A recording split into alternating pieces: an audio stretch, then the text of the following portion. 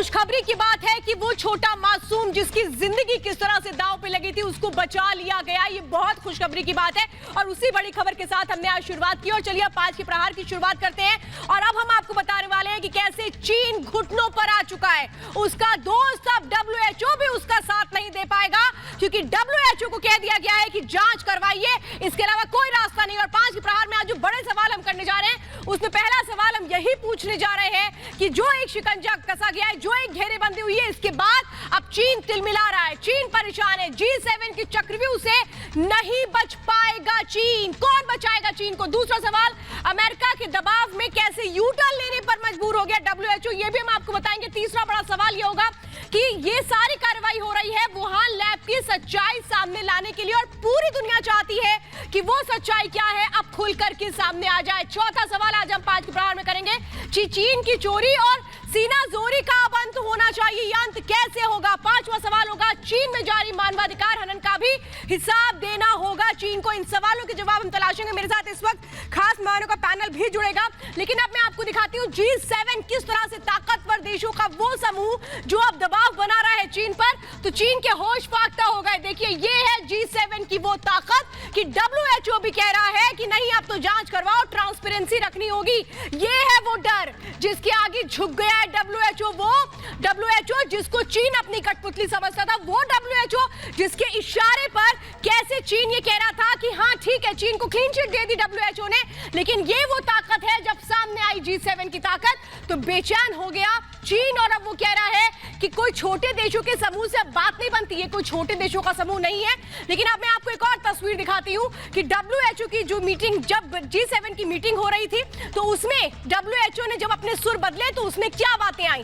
पहले ये कहता रह गया WHO कि चीन को क्लीन चिट दे दो, उसने जो अपनी इन्वेस्टिगेशन की उसमें क्लीन चिट थी, और अब कह रहा है कि चीन में को जांच में सहयोग करना पड़ेगा। यानी पहले बात क्लीन चिट की, लेकिन अब कहा है चीन को कि नहीं, आप जांच में सहयोग करिए। दूसरा सवाल यही था कि चीन को मजबूर नहीं कर सकते, अब तक ये WHO कह रहा था। लेकिन जब G7 ने कहा तो कैसे सुर बदले और कहा कि वायरस की उत्पत्ति जानना जरूरी है, कैसे ये वायरस आया, कहां से आया, ये जानना जरूरी है। पहले कहा WHO ने कि बीमारी पर वो लगातार पर्दा डालता रहा, इसे पैंडेमिक डिक्लेयर करने में उसने वक्त लगा दिया, और अब कह रहा है कि चीन को पारदर्शिता बरतनी होगी, चीन को बताना होगा कि आखिर वुहान लैब में हो क्या रहा था। यानी वो लैब जो मौत की लैब थी वो अब खुलने वाली है। और मेरे साथ इस वक्त खास मेहमानों का पैनल जुड़ चुका है। मेरे साथ लेफ्टिनेंट जनरल गुरमीत सिंह जी जुड़े हुए हैं, फॉर्मर GOC 15 कोर। सर स्वागत है आपका। मेरे साथ संजीव मुनियाल जुड़ चुके हैं, पॉलिटिकल एनालिस्ट। मेरे साथ सुबोही खान इस वक्त जुड़ी हुई हैं, एडवोकेट है और एक्टिविस्ट हैं। मेरे साथ विवेक श्रीवास्तव जुड़े हुए हैं, पॉलिटिकल एनालिस्ट हैं। मेरे साथ इस वक्त सायरा शाह हलीम भी जुड़ चुकी हैं, राइटर हैं और एक्टिविस्ट हैं। मेरे साथ एहतिशाम हाशमी जुड़ चुके हैं, एडवोकेट है और पॉलिटिकल एनालिस्ट। और इस वक्त मेरे साथ सीधे अमेरिका से दिगंबर इस्लामपुरी जुड़ चुके हैं, मीडिया कन्वीनर हैं ओवरसीज BJP के विदेशों में।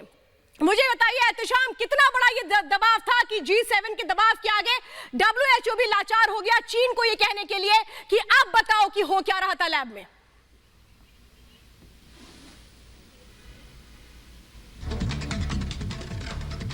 मेरी आवाज पहुंच रही है दिगंबर इस्लामपुरा आपके पास?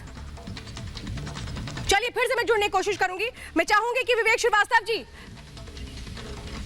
हाँ विवेक श्रीवास्तव जी, और डिबेट की शुरुआत करिए। विवेक श्रीवास्तव जी और लेफ्टिनेंट जनरल गुरमीत सिंह जी आपके साथ। विवेक श्रीवास्तव जी, अभी तक तो आप ही लोग कह रहे थे ना कि जब WHO ने सब करा लिया, क्लीन चिट दे दी, तो क्या मतलब है? अब तो WHO ही कह रहा है कि नहीं, बता दो क्या हुआ है। आप क्या कहेंगे आप लोग? नहीं देखिए, अब ये इस तरीके का नैरेटिव एक बनता जा रहा है कि मेरे ख्याल से WHO की अपनी कोई अस्तित्व ही नहीं है। कभी चाइना धमकाता है तो चाइना की बात सुन लेता है, कभी यूनाइटेड स्टेट्स ऑफ अमेरिका की लॉबी कुछ कहती है तो उसकी बात सुन लेती है। तो ये देखिए, ये इस तरीके से तो यूनाइटेड नेशंस और WHO के ऊपर ही एक प्रश्न चिन्ह लग जाता है। लेकिन फिर भी मैं इस तरीके से नहीं कहूंगा। मेरा अभी भी यही कहना है जो मैं हर बार कहता आया हूं, यूनाइटेड स्टेट्स ऑफ अमेरिका और चाइना दोनों बड़े सुपर पावर्स हैं और बहुत पावरफुल हैं। इनको क्वेश्चन करना आज की तारीख में बड़ा मुश्किल हो जाता है। तालिबान अमेरिका ने क्रिएट करी, हम नहीं क्वेश्चन कर पाए। इराक को टोटली खत्म किया, हम नहीं क्वेश्चन कर पाए। World bank, international monetary fund में हमारे देश के साथ भी किस तरीके के क्लॉजेस लगाए हैं और अन्य विकसित देशों के साथ हम नहीं क्वेश्चन कर पाए। इसी प्रकार से चाइना है, एक और मिलिट्री सुपर पावर है, इकोनॉमिक सुपर पावर है। मुझे अभी भी ये लगता है ये सब गिमिक्स चल रही है। अमेरिका को अगर इराक से डर लगता था तो आप पहुंच गए साहब, और आपने तो नहीं मतलब, लेकिन मुझे एक बात बताइए ना विवेक जी, आप क्यों नहीं खुल करके बोल रहे हैं कि G7 का दबाव हो गया, और उसके बाद आप देखिए WHO भी वो थ्योरी जो छिपाने की कोशिश कर रहा था वो बताने के लिए अब मजबूर हो गया है। गुरमीत जी, लेफ्टिनेंट जनरल गुरमीत जी, इस बात को तो हर किसी को मानना पड़ेगा ना। अभी तक तो आप WHO कर रहे थे, अब तो WHO भी कह रहा है कि बताओ सच क्या है। गुरमीत जी, क्या इससे नकार देंगे अभी भी? कह रहा है कि बहुत से लोगों को संदेह है, तो आप करा लीजिए इन्वेस्टिगेशन। चाइना नहीं कराएगा इन्वेस्टिगेशन। क्यों नहीं कराएगा चाइना इन्वेस्टिगेशन? मैं यही तो पूछ रही हूँ। आप देखिए इस चीज को। अच्छा, लेफ्टिनेंट जनरल गुरमीत जी, ना चाइना WHO से डरेगा, ना वो अमेरिका से डरेगा, ना वो यूरोप से डरेगा, वो किसी से डरेगा नहीं। क्या इस प्लेनेट में नहीं है क्या चाइना, या उसका प्लेनेट ही अलग है? जैसी बात तो विवेक जी कर रहे हैं। कोल्ड वॉर को स्टडी करिए ना, भारत और रशिया, अमेरिका और रशिया के कोल्ड वॉर को आप स्टडी करिए। आपको संजीव उनियाल जी, आप जवाब दीजिए। संजीव उनियाल जी, आपको टोटल क्लियर हो जाएगा। संजीव उनियाल जी, कैसी विचित्र बातें कर रहे हैं श्वेता। आपने ये क्वेश्चन पूछा कि भाई G7 का प्रेशर है या नहीं, और बात क्लियर कट नजर आ रहा है। जब G7 के लोग और बाकी भी डिग्निटरीज और भी साउथ अफ्रीका और बाकी कंट्रीज जाकर मिली और उन पर प्रेशर डाला गया, पूरे संसार से प्रेशर आया, तो उनको पता है चोर की दाढ़ी में तिनका। WHO जो आज तक मना किया करता था, WHO को मानना पड़ा, क्योंकि यूनिटी में शक्ति है। संघे शक्ति कलयुगे। जब तक आप एक साथ मिलकर नहीं खड़े होंगे, कोई भी आपको जवाब नहीं देगा। वुहान लैब ऑफ वायरोलॉजी से सब जानते हैं कि लैब से निकाला गया था ये बैक्टीरिया। उस बैक्टीरिया ने करोड़ों लोगों को मार दिया। आज चाइना काबू आने के कगार पर खड़ा हो गया है। क्यों नहीं आना पड़ेगा काबू? उसको आना ही पड़ेगा। और वो कोई किसी के काबू में नहीं आने वाला। जल्दी से जल्दी कोई किसी के काबू में आएगा नहीं। निकल कर आ जाने वाला है कि हाँ, ये सारे वर्ल्ड पावर बनने की उसकी अपनी जो कारगिरी थी, जो कि धाराशाही हो चुकी है। आज पूरा संसार जान चुका है कि जब पूरे जगह पे हाहाकार बचा हुआ था, जब प्रॉफिटेबिलिटी के लिए अब लगातार वैक्सीनेशन को बेच रहे थे, परंतु तब भारतवर्ष ने कैसे सब सेवा के बहाने, सेवा के जरिए अपने आप को पूरे संसार तक पहुंचाया। आज वायरोलॉजी ऑफ लैब ऑफ मैं आ रही हूँ संजीव उनियाल जी, मैं आ रही हूँ। विवेक श्रीवास्तव जी, अब मैं आपको सुनाती हूँ अमेरिकी राष्ट्रपति जो बाइडेन जो खुल करके कह रहे हैं कि पारदर्शिता होनी चाहिए, लैब में क्या हुआ ये पता होना चाहिए। जब पूरी दुनिया ये कह रही है, अब तो WHO भी कह रहा है, तो आप लोग अपने सुर क्यों नहीं बदल रहे हैं? सुनिए जरा अमेरिकी राष्ट्रपति जो बाइडेन ने क्या कहा G7 मीटिंग में। I think China has to start to act more responsibly in terms of international norms on human rights and transparency. Transparency matters across the board. And I think the idea that, for example, one of the things I raised and others raised, I wasn't the only one who raised this at the G7, is that we don't know, we haven't had access to the laboratories to determine whether or not, I have not reached a conclusion because our intelligence community is not certain yet, whether or not this was a consequence of from the marketplace of a bat and interfacing with animals in the environment that caused this COVID-19, or whether it was an experiment gone awry in a laboratory. It's important to know the answer to that because we have to have access. We have to build a system whereby we can know when we see another lack of transparency might produce another another pandemic. We have to have access. The world has to have access. So we're trying to figure out. और अब मैं सवाल करूंगी सुबोही और सायरा आपसे, लेकिन जरा दिखाती हूं कि WHO किसको ये बातें कही जा रही थी वो देखिए जरा। G7 में जो तस्वीर सामने आई ये देखिए, ये WHO के महानिदेशक हैं। इनको कहा जा रहा था कि आप चीन का साथ मत दीजिए, आप कहिए चीन को कि इन्वेस्टिगेशन में वो कोऑपरेट करे, पारदर्शिता बढ़ती जाए। और इसके बाद WHO ने भी कहा है कि चीन को सहयोग करना पड़ेगा, चीन को बताना पड़ेगा कि क्या हुआ है। टेड्रोस एडनोम जो महानिदेशक हैं WHO के, यही वो शख्स है, यही वो WHO है, विश्व स्वास्थ्य संगठन, जिसको लेकर के चीन ये कहता था कि मुझे कौन क्या कर सकता है। चीन की दादागिरी किसके दम पर होती थी? चीन की दादागिरी WHO के दम पर होती थी।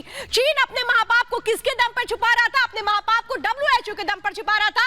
लेकिन WHO को भी G7 के उन 7 देशों ने साफ तौर पे कह दिया कि बताइए क्या हो रहा था लैब में, बताइए, पूरी दुनिया जानना चाहती है। और WHO इसके बाद यू टर्न लेने को मजबूर हुआ है। ये है पूरी कहानी जो आप समझ रहे हैं, कैसे ब्लूप्रिंट तैयार किया गया चीन को घेरने के लिए। सुबह ही और सायरा, मैं आपसे समझना चाहती हूँ, सायरा ये तो अब आपको भी समझ में आ गया होगा। मैं आज कहूंगी, शायद आप डिबेट की बात इससे तो नहीं करेंगी कि मुझे तो प्रूफ चाहिए। मैम, अब तो WHO भी कह रहा है कि कोऑपरेट करो। ये मैं कह रही हूँ, जरूर ट्रांसपेरेंसी बहुत ही इस मौके पे बहुत ही अहम है। ट्रांसपेरेंसी चाहिए, मतलब हर मुल्कों को, क्योंकि मैं बता रही हूँ, मैं एक एकेडमिक जो एक नजरिया रखती हूँ, एक दृष्टिकोण रखती हूँ, तो मैं सिर्फ एक स्पिरिट ऑफ इंक्वायरी और जो साइंटिफिक जो वैज्ञानिक टेम्परामेंट है, सिर्फ उसी सोच से मैं जो हूँ प्रेरित रहती हूँ, और उसी से हम सबको प्रेरणा लेनी चाहिए। जो वैज्ञानिक एक सोच विचार होता है, तो जरूर देशों को एक ट्रांसपेरेंसी रखनी चाहिए। और अगर कोई भी स्पिरिट ऑफ इंक्वायरी से पूछना चाह रहा है, ओनरशिप लेना चाह रहा है, जरूर उस तरह के जो उत्तर जो खोज रहा है वो जरूर चाइना को देनी चाहिए। नहीं, चलिए, आज आपने सायरा ये कहा, सुबह ही देखिए अच्छी बात है, आज सायरा ने कहा कि चलिए चीन को जवाब देना चाहिए। लेकिन आपको लगता है चीन इतनी आसानी से जवाब दे देगा? जवाब देगा, लेकिन सच बोलेगा नहीं बोलेगा, यही तो जानना है। और मैं ये कह रही हूँ, ये बहुत बड़ा दबाव है कि WHO भी कह रहा है, वो WHO जो कठपुतली था चीन की, वो भी बदल चुका है। यानी माने कि अब बस उस राज का दी एंड होने जा रहा है जिसको चीन छिपाने की कोशिश कर रहा था। जी श्वेता, देखिए, मैं हमेशा कहती हूँ कि हर चीज का एक सैचुरेशन पॉइंट होता है। कभी ना कभी कहते हैं ना कि पाप का घड़ा भरना, हमारे यहाँ एक बहुत पुरानी कहावत है, वो चीन के साथ अब एक्चुअलाइज हो रहा है। क्योंकि देखिए, कंट्रीज के दबाव में भले ही ना आए, लेकिन समाज के दबाव में, क्योंकि चीन जान चुका है कि सरकारों को तो मैं मैनिपुलेट भी कर सकता हूँ या उसको मैनेज भी कर सकता हूँ, लेकिन लोगों को, जो पूरी दुनिया से बिलियंस ऑफ लोगों की आवाज आ रही है, उसको उसके लिए दबाना संभव नहीं हो पा रहा है। इवन चाइना के अपने अंदर एक प्रेशर कुकर की स्थिति बन गई है। कितने सारे लोगों को उन्होंने जबरदस्ती दबा के, कभी स्टूडेंट्स पे गोलियां चल जाती हैं, कभी किसी के साथ वायलेंस होती है, कभी किसी की freedom of expression and speech नहीं है, वहां पर फ्रीडम ऑफ मीडिया नहीं है। तो चाइना के जो अपने ही जो चीनी लोग हैं, वो भी इंतजार कर रहे हैं कि उनको मौका मिले और वो ब्लास्ट करेगा। देखिए, कम्युनिस्ट मानसिकता पॉलिटिकली दुनिया से ऐसे ही नहीं खत्म हुई है। कोई भी वायलेंस या किसी भी इंसानों को आप बहुत लंबे टाइम तक दबा कर रखेंगे। और सुबह ही मेरे साथ इस वक्त अमेरिका से भी खास मेहमान जुड़े हुए हैं, मैं सीधे उनका रुख करूंगी, लेकिन उसके पहले मैं आपको दिखाती हूँ कि कैसे घेरेबंदी हो रही है, कैसे जो चीन है अब उस दबाव में वो आ चुका है जिसमें उसको शायद समझ नहीं आ रहा कि खुद को कैसे बचाए। वो जो शिकंजा है, वो जो घेरेबंदी है 7 देशों की, वो किस तरह से मिलकर के अब एक बहुत बड़ी ताकत और मजबूती के तौर पर सामने आ रही है। ये देखिए, ये है वो पूरा का पूरा चक्रव्यूह G7 का, जो धीरे धीरे चीन पर बढ़ रहा है। इसकी शुरुआत किसने की? अमेरिका ने, जिसने कहा कि 90 दिनों में जांच एजेंसियां रिपोर्ट दे दे। और इसके बाद ब्रिटेन आया सामने, जिसके 2 वैज्ञानिक कह रहे थे कि लैब में जरूर ऐसा कुछ हुआ है जिसकी सच्चाई सामने दुनिया के आनी चाहिए। इसी तरीके से बाकी जो देश थे, जर्मनी, उसने भी आवाज उठाई कि क्या चल रहा था चीन में, ये पता होना चाहिए। ये वो G7 के देश हैं जो ये कह रहे थे चीन को लेकर के कि यहां एक बहुत बड़ा खेल चल रहा था। जिनपिंग एक बहुत बड़ी साजिश रच रहे थे खुद को सुपर पावर बनाने के लिए, उसको खत्म करना चाहिए। इसी तरह से जापान ने भी इस मांग को उठाया था और यहां अलग अलग स्टडीज में इस बात सामने निकलकर सामने आ रही थी। कनाडा, जिसने भी ये वहां पर कहा गया कि यहां पर जो कुछ हुआ चीन में लैब में, वो सामने आना चाहिए। लेफ्टिनेंट जनरल गुरमीत सिंह भी मेरे साथ जुड़े हुए हैं। एहतिशाम जी, मैं भी आपके पास भी आऊंगी, लेकिन इस वक्त हमारे साथ दिगंबर जुड़ चुके हैं सीधे अमेरिका से, जहां मैं समझूंगी क्योंकि अमेरिका ने सबसे पहले आवाज उठाई थी। दिगंबर जी, मैं आपसे जानना चाहती हूं, क्या ये कहें कि वो राज अब सामने आने वाला है, खुलने वाला है? क्योंकि अमेरिका ने सबसे पहले बात कही, जो बाइडेन ने कल भी बात कही कि पारदर्शिता के साथ लैब खुलवा दीजिए। और ये बहुत सही है श्वेता जी, आप जो बोले, और मैं इसमें एक शब्द आप जरूरी याद रखिए, पारदर्शिता, ट्रांसपेरेंसी, जिस तरीके से प्रेसिडेंट बाइडेन ने किया है। इसका वजह यह है कि जब आप पहली बार कोविड का जो इन्वेस्टिगेशन हुआ, वो इन्वेस्टिगेशन में क्या हुआ था, WHO के साइंटिस्ट गए और वहां पे जाने के बाद चाइना के अपने साइंटिस्ट ने एक रिपोर्ट बना के रखी है। उन्होंने कहा दिया कि ये वायरस इधर से आया क्या, नहीं है, हम लोग नहीं आया, ये देखो हमारा रिसर्च है, उसी को कॉपी करके सीधा WHO को रिपोर्ट किया। ऐसे इन्वेस्टिगेशन कैसा माना जाता है? ये सिर्फ, और WHO को टीम ने खुद इन्वेस्टिगेशन नहीं किया, वहां पे गए थे और वहां के ऑलरेडी एग्जिस्टिंग साइंटिस्ट, चाइनीज के साइंटिस्ट जो है, उन्होंने ऑलरेडी रिपोर्ट बनाया था। उन्होंने बोल दिया कि कोविड यहां से नहीं आया, तो वही रिपोर्ट को हम लोग नोट कर दिए। आपको बाहर जाने की कोई आवश्यकता नहीं है, परमिशन नहीं है, आप बाहर नहीं जा सकते, इन्वेस्टिगेट नहीं कर सकते, और सीधा यही रिपोर्ट लेके आप WHO और दुनिया को भेज दो। उस समय आप दुनिया को स्थिति जानिए, उस समय हर देश अपने अपने सिटीजन्स को बचाने में लगा था, अपने अपने बहुत स्केर्सिटी था, अपने अपने को ऑक्सीजन और ये सभी इक्विपमेंट का और डॉक्टर्स को कैसे बचा, उस पे लगा था। इस समय चाइना ऐसे without transparency, without access to proper information उन्होंने एक इन्वेस्टिगेशन कर दिया। इसलिए अभी दुनिया अभी जैसे जैसे खुल रहा है कोविड से, अब दुनिया में जैसे लास्ट टाइम भी बोला था कि अब दुनिया जरूर मांग करेगी और इसमें जुड़े रहिए दिगंबर। मैं जरा आपको दिखाती हूं तस्वीरें कि WHO कैसे बचा रहा था। बिल्कुल सर, आप सही कह रहे हैं, मैं आपका रुख फिर से करूंगी, लेकिन WHO बचा कैसे रहा था वो तस्वीर भी दुनिया के सामने दिखानी पड़ेगी, क्योंकि हमने ये भी दिखाया था कि कैसे उसके सुर बदल चुके हैं। लेकिन उसके सुर क्यों बदले वो मैं आपको बता रही हूँ। देखिए, जिनपिंग को बचाने का काम कौन कर रहा था? WHO। वुहान लैब से निकला है वायरस। इस थ्योरी को एस्टैब्लिश करने में जरूरी है इन्वेस्टिगेशन, लेकिन उस इन्वेस्टिगेशन पर पर्दा WHO डाल रहा था। WHO ने बीमारी पर हर दिन पर्दा डाला। WHO ने जिनपिंग को बचाने की कोशिश की, और इसीलिए तो सवाल उठ रहा था कि WHO और चीन के बीच, जिनपिंग के बीच याराना कैसा है? क्या दोनों की मिली भगत है? सवाल ये खड़े हो रहे थे, क्योंकि 11 मार्च 2020 को महामारी का ऐलान किया गया, जबकि दिसंबर में चीन ने कह दिया था कि इस तरह का वायरस सामने आ चुका है। फिर देरी क्यों की गई? जनवरी से ही वायरस पैर पसार रहा था, लेकिन फिर भी इनएक्टिव फॉर्म में नजर आया WHO। यात्राओं पर तुरंत रोक नहीं लगाई गई। किस बात का इंतजार कर रहा था WHO? क्योंकि वो अपने दोस्त चीन को बचा रहा था, और इसीलिए तो सवाल उठ रहा है कि आखिर ये मिली भगत जिसका भांडाफोड़ होने जा रहा है, इसीलिए तो डर गया WHO और कह रहा है जांच करो। एहतिशाम जी, आज तो आप भी कहेंगे ना कि WHO सही कर रहा है, चीन के महापाप का पर्दाफाश होना चाहिए।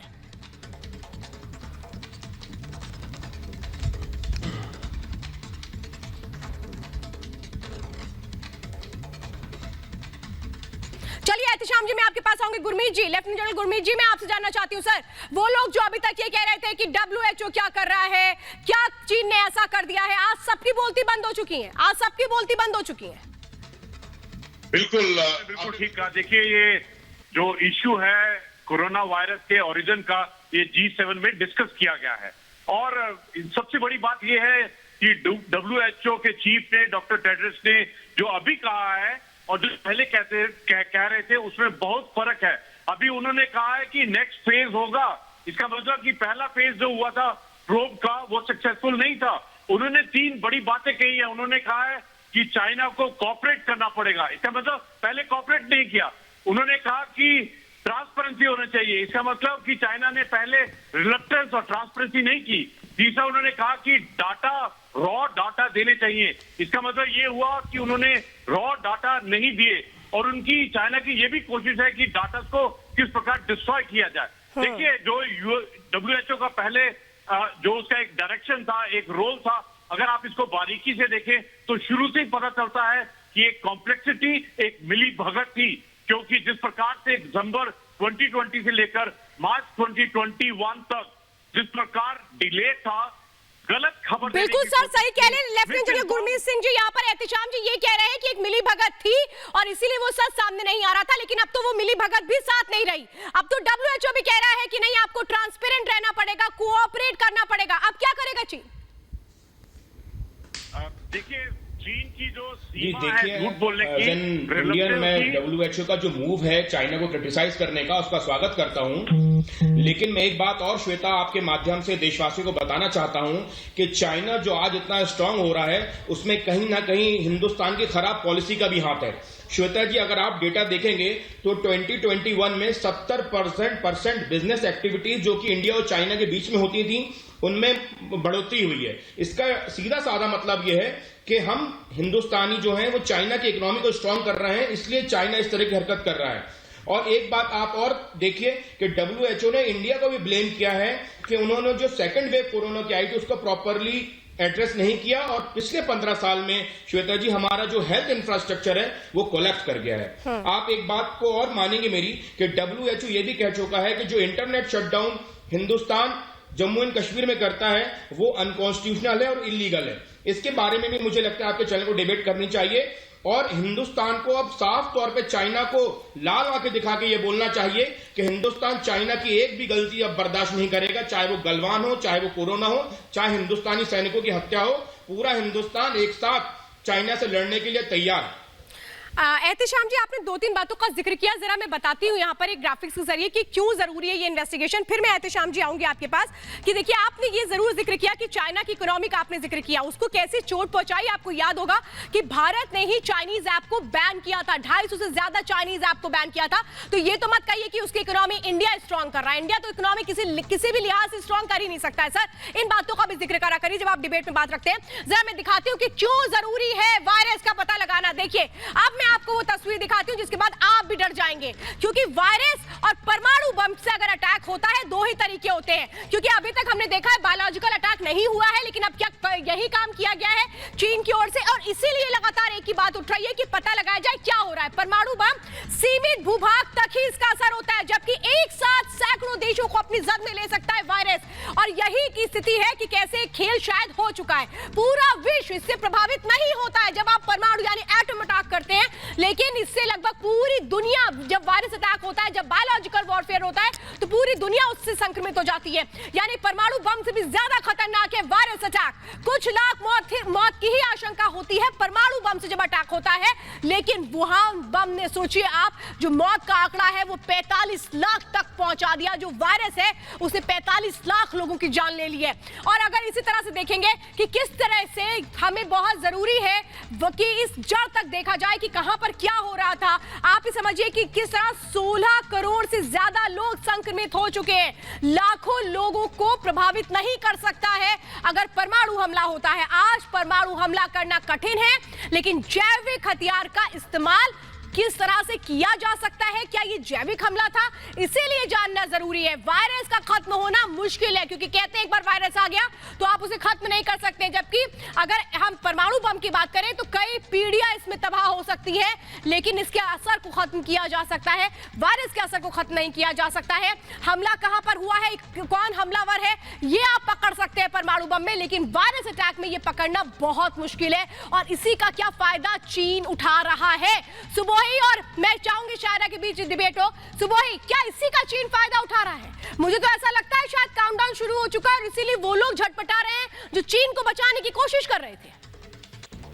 एक्चुअली श्वेता, देखिए, चीन को जो सबसे बड़ा फायदा मिल रहा है वो हमारे देश में ही जो विधर्मी या एंटी नेशनल मानसिकता के लोग बैठे हैं, उसका फायदा हमेशा इंटरनेशनल पावर्स उठा ले जा सकती हैं। बॉर्डर के पार वाले दुश्मनों से तो हम बाद में लड़ेंगे, पहले हमें बॉर्डर के अंदर ही बेसिक छोटी छोटी एलिमेंट्री चीजों के लिए लड़ना पड़ता है, समझाना पड़ता है। देखिए, सबसे पहले मैं आपके चैनल के माध्यम से पूरे देश को बताना चाहती हूँ कि चाइना कभी हमारा पड़ोसी था ही नहीं। हमारा चाइना को जो पड़ोसी बनाया गया है वो चाचा नेहरू ने बनवाया है, जो तिब्बत को इन्वेड करके चाइना को अपने सर पे हावी कर लिया और उसने पूरा हाईजैक कर लिया, इकोनॉमिकली भारत को पूरा कंट्रोल कर लिया। वो रातों रात नहीं हुआ है श्वेता। अभी भी इवन टुडे जब मैं अगर बॉयकॉट चाइना की आपके चैनल के माध्यम से अपील करूंगी, हो सकता है मेरे घर में भी कुछ आइटम्स मेड इन चाइना निकल आए, क्योंकि बहुत सारी चीजें जो हमें पता भी नहीं है कि मेड इन चाइना है। तो वो धीरे धीरे अवेयरनेस आएगी, उसमें समय लगेगा। तो आप अगर ये बोलें कि हाँ इतने सालों की 60-70 सालों की गंदगी जाएगी, वो पॉसिबल नहीं है। लेकिन हाँ, मैं देशवासियों से अपील करती हूँ कि आप अपनी आंखें खोल लें, मेड इन चाइना का कोई प्रोडक्ट ना खरीदें और जो चीजें आप डिस्कार्ड, मुझे तो लगता है सुबह ही आंखें उन लोगों को खोल लेनी चाहिए जो अभी तक चीन से प्रेम कर रहे थे, जो अभी तक कह रहे थे कि नहीं चीन में ऐसा कैसे हो सकता है। वो लोग जो अभी तक चीन का बचाव कर रहे थे, उनको अब अपनी आत्मा को खंगोल करके देखना चाहिए, अपनी आंखें खोल लेनी चाहिए। सायरा, मैं आपसे जानना चाहती हूँ, क्या ये मान लें कि काउंटडाउन शुरू हो चुका है और इसमें सबको मिलकर के ये बात कहनी चाहिए कि कम से कम पता तो लगे हुआ क्या था, क्योंकि जिन्होंने अपनों को खोया है उनका दर्द बहुत बड़ा दर्द है, कम से कम उसके गुनहगार तक तो पहुंचा जाए। पूरा विश्व भर कलेक्टिवली एक साथ अपने अपने रिसोर्सेज जो है शेयर कर ये कोरोना वायरस से लड़ रहा है। तो लेकिन अभी जिम्मा लेना होना चाहिए, हर मुल्क को एक जिम्मेदारी लेनी होनी चाहिए कि एक सर्टेन डिग्री ऑफ ट्रांसपेरेंसी रखें वो लोग जब वो डील कर रहे हैं, या फिर ओरिजिन यहाँ पे अकेडमिकली अगर यहाँ पे कुछ जांच पड़ताल चल रही है कि ओरिजिन कहाँ से हुआ, तो ट्रांसपेरेंसी जरूर हर मुल्क को रखनी चाहिए। लेकिन मैंने आपको पहले भी मैं बात दोहरा रही हूँ, मैं किसी तरह की अफवाहों में यकीन नहीं करती। मैं सिर्फ रिसर्च, टेक्नोलॉजी और विज्ञान में विश्वास करती हूँ। तो वैज्ञानिक रूप से अगर कोई रिसर्च हो रही है कि उसका ओरिजिन जो कैसे गया और कैसे फैला, जरूर, और इस बात का हर मुल्क को जो है सहायता। और चलिए, आपने ये बात तो कही कि सबको साथ में आना चाहिए, लेकिन मैं बात ये बार बार यही कहूंगी, यहाँ अफवाह की कोई बात नहीं है मैम। जिन लोगों ने अपनों को खोया उनका दर्द बहुत बड़ा है, और कोरोना वायरस कोई अफवाह नहीं है। कोरोना वायरस कोई अफवाह नहीं है। संजीव उनियाल जी और विवेक श्रीवास्तव, संजीव उनियाल, विवेक श्रीवास्तव। संजीव, कोई अफवाह की बात कैसे कर सकता है इस मामले को लेकर के? आप ये कहिए कि जांच होनी चाहिए, मैं अफवाह पर यकीन नहीं करती। अरे क्या कोरोना अफवाह थी? जिन लोगों की जान गई वो अफवाह थी? आप प्रिपेयर्ड होते हैं ना? नरेंद्र मोदी सो रहे थे क्या? दर्द जो है ये खास तरह के लोगों का। अरे आप श्रीवास्तव जी पहले आप बोलिए। चाचा नेहरू आ गए। एक मिनट, मैं विवेक जी आ रही हूँ। मैंने संजीव जी से सवाल किया, सर आपके पास आ रही हूँ, मेरे पास वक्त कम है। संजीव उनियाल जवाब दीजिए। ये रूलिंग पार्टी से हैं, सवाल इनकी आवाज रोकिए। श्वेता, संजीव उनियाल आप जवाब दीजिए। विवेक श्रीवास्तव, मैंने अभी संजीव उनियाल से सवाल किया है सर। एक सेकंड रुकिएगा, बोलिए संजीव उनियाल, बात पूरी करें। इनकी आवाज बंद करिए। 33,000 वर्ग किलोमीटर जमीन चाचा नेहरू ने कहा कि मेरे सिर पे भी तो बंजर लगता था, वो दान दे दी थी। आज क्या मुकाबला किया है? चाइना को घुटने टेकने का काम इस सरकार ने किया है। चारों तरफ से तमाचा बना के, नाकेबंदी करके पूरे संसार को एक साथ लाके खड़ा किया है। और G7 उसका एग्जाम्पल है अपने आप में। G7 ने बता दिया कि चाइना, चाहे तुझे कुछ भी कह ले, पर तुझे आज आना पड़ेगा घुटनों के बल। तुझे WHO के थ्रू दोबारा से झूठी रिपोर्ट को सच रिपोर्ट में बनाना पड़ेगा। और वुहान लैब ऑफ वायरोलॉजी की तो जांच ड्रास्टिक करके एक कंपनी, अपने यहां भी एक ऑर्गेनाइजेशन है साइंटिस्ट की, जो पूना से 2012 से उन्होंने बताया कि बेड जो है, जो एक माइनर 7 लोग मारे गए, विवेक श्रीवास्तव सबसे पहले वायरोलॉजी ऑफ वुहान। विवेक श्रीवास्तव बताइए, आज भी क्या आप यही कहेंगे कि सरकार, मोदी सरकार, भारत सरकार, केंद्र सरकार इससे ऊपर होकर के बात करें? मुझे बोलने दीजिए। बोलिए पहली चीज तो ये है, उनियाल साहब की मैं बड़ी इज्जत करता हूं, मेरे अच्छे मित्र हैं, वकील हैं, सीनियर आदमी हैं, लेकिन आज भावनाओं में बह रहे हैं। तुम्हें कैसे बोलने आप सुनिए, आज आप भावनाओं में बह रहे हैं, भावनाओं में मत बहिए। चाचा नेहरू के टाइम को छोड़िए और नरेंद्र मोदी के समय की आप बात करिए। कोरोना तब नहीं था, कोरोना आज है। अरे उनियाल साहब सुनिए, पहले उत्तर सुनिए। उत्तेजना में आकर के नारेबाजी करने से कोरोना नहीं कंट्रोल होगा। सेकंड वेव आप कंट्रोल नहीं कर पाए, तीसरी आने जा रही है। और चाइना आपके बस की बात नहीं है कंट्रोल करना। नहीं, चाइना आपके पास की बात नहीं। ये बात कैसे कह देते हैं आप लोग? लेफ्टिनेंट जनरल गुरमीत सिंह को लीजिए, लेफ्टिनेंट जनरल गुरमीत सिंह और एहतेशाम जी। लेफ्टिनेंट जनरल गुरमीत सिंह जी, उन लोगों का क्या किया जाए जो देश के अंदर ही चीन प्रेम रखते हैं और कह रहे हैं चीन को काबू में करना आपकी बस की बात नहीं है। तभी हमने इस तरह से ऐप बंद किए, तभी चाइना हमारे घुटनों पर आ गया। अभी भी यकीन नहीं होता इन्हें। ये बहुत दुर्भाग्यपूर्ण बात है कि हमारे बीच में ही प्रॉक्सी और लॉबी है चाइना की। चाइना सदा ही मीडिया वॉरफेयर और साइकोलॉजिकल वॉरफेयर की स्ट्रैटेजी और पॉलिसी करता है।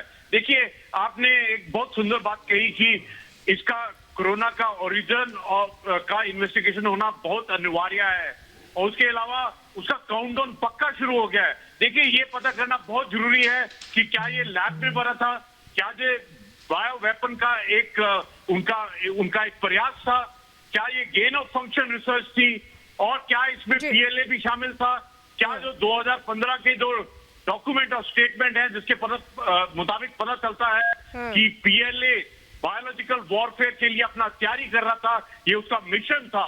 ये पूरा दुनिया के लिए बहुत जरूरी है।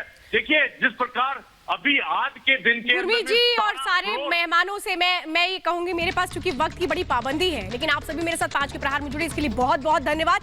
हर एक मौत का हिसाब चीन को देना पड़ेगा, हर एक गुनाह का हिसाब चीन को देना पड़ेगा। जिनपिंग और शिकंजे से नहीं बच पाएंगे, जो अब G7 ने कसना शुरू कर दिया है, बड़े देशों ने कसना शुरू कर दिया है। अब शायद जो चीन है वो बौखला चुका है और समझ नहीं आ रहा कि वो क्या करे, लेकिन सच जल्द सामने आकर के रहेगा। 5 के प्रहार में मेरे साथ जुड़ने के लिए बहुत बहुत धन्यवाद।